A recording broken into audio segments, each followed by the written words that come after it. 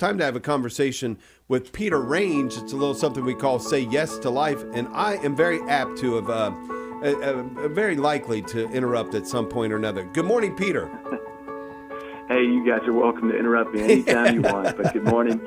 Great to be with you. I'm live from Columbus, Ohio, actually, Nice. down doing some work here at our state's capital in the great state of Ohio, and it's always a joy to kind of, work right across the street from the State House and try to make a difference there at the State House, just, fighting for life. And one of the challenges I think we have in our modern political setup, we have Republicans, we have Democrats, you have independents, but often these kind of two major parties, they're pitted against one another, and the other side always calls the other the enemy, right? That they're the enemy of the good. And a lot of people think on both sides that, look, they're trying to do the good, and they see the other person, a lot of times because of the way the media portrays us, or portrays people in general, is, that other side is always the enemy. Well, in Matthew chapter 5, Jesus says, "You have heard that it was said, love your neighbor and hate your enemy. But I tell you, love your enemies and pray for those who persecute you, that you may be children of your Father in heaven." And I think that's a really important thing for us to reflect on in this modern political environment. So I have 5 practical things for you guys on how to love your enemy, and I think that helps you be really pro-life today, especially because, again, we see somebody maybe who's pro-choice as the enemy, and they're really not. So 5 simple things here this morning. Advice on loving your enemy. First, pray for divine appointments. Number 2, follow your call. Number 3, be a witness. Number 4, be not afraid. And then number 5, remember your true enemy. So let me go through those real quick. Number 1, pray for divine appointments. Dr. Peter Kreeft said, "I strongly suspect that if we saw all the difference even the tiniest of our prayers to God make, and all the people those little prayers were destined to affect, and all the consequences of those effects down through the centuries, we would be so paralyzed with awe at the power of prayer that we would be unable to get up off our knees for the rest of our lives." So every day, fall to your knees and pray, "Lord, introduce me to someone that I can share the gospel with."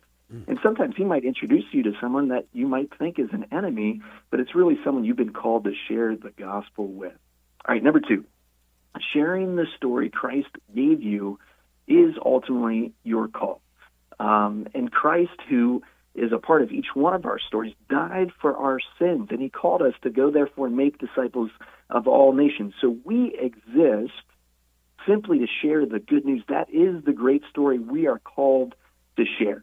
So evangelizing is, in fact, the grace and vocation proper to the church, her deepest identity. She exists, said Pope Paul VI in Evangelii Nuntiandi, number 14. She exists in order to evangelize. So we got to wake up every morning and realize what is our call, and the call is to share the gospel of Jesus Christ. Number 3, be a witness. You got to be a witness to the joy and love that Christ has given us. If you're not experiencing joy and love, then you got to spend more time in prayer before the Blessed Sacrament. But Pope Paul VI again said in Evangelii Nuntiandi number 41 that modern man listens more willingly to witnesses than to teachers. And if he does listen to teachers, it is because they are witnesses. So we have to live the faith. The faith is more caught than it is taught. And I'm often reminded that with my little kiddos. I can tell them one thing, but if I'm living another way, it's not going to have kind of that same impact. Number 4, and I think this is a challenge one for each one of us, but that is to be not afraid. So many of us suffer from a very severe illness. It's called the "I want to be liked" virus. And so we find ourselves in certain situations, whether that's at work or it's with friends or family, and we just want people to like us.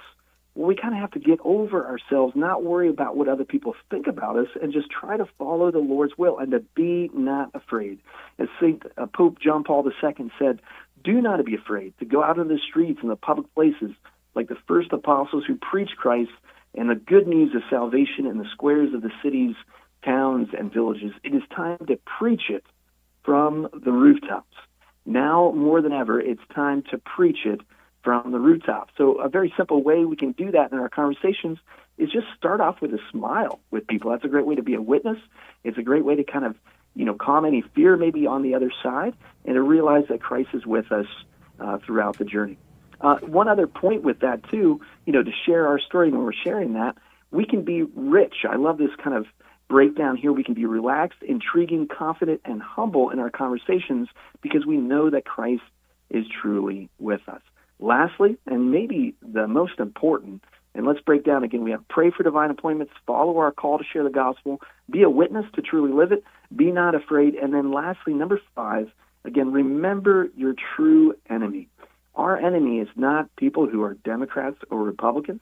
Our enemy is not atheists. Our enemies are demons. They're fallen angels. They're evil spirits who prowl about the world seeking the ruin of souls. This is what Jesus Christ says. Do not fear those who can kill the body and then have no more power over you. I will tell you whom to fear. Fear him who has power to destroy both body and soul and send you to hell. St. Peter said at the first pope, the devil like a roaring lion. He's going about the world seeking the ruin of souls. So said St. Paul. So realize our battles against the devil and those demons, and we have to be not afraid because we have Christ on our side. Beautiful, because we get so paralyzed, don't we, for no apparent reason. We're afraid to speak, and I love that thought about just start with a smile. Start with that. That's beautiful. Mm-hmm. Yeah. And I think when you're authentic, like when it's a part of your life, you don't have to worry. I think people worry when they think, well, I'm going to offend somebody. But I think if it's just who you are, you're not preaching. This is the way you live. This is the way you speak.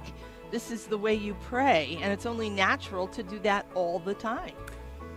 Yeah, love it. St. Francis de Sales says, be who you are and be that well. Yeah, exactly. And Exactly. to me, that first point, if we saw every encounter as a divine appointment, how much would that shift how we do everything, Yes. Good stuff. That's very true. Love it, Pete. Yeah. Peter Range, say Thanks, yes guys. to life. Have a great day.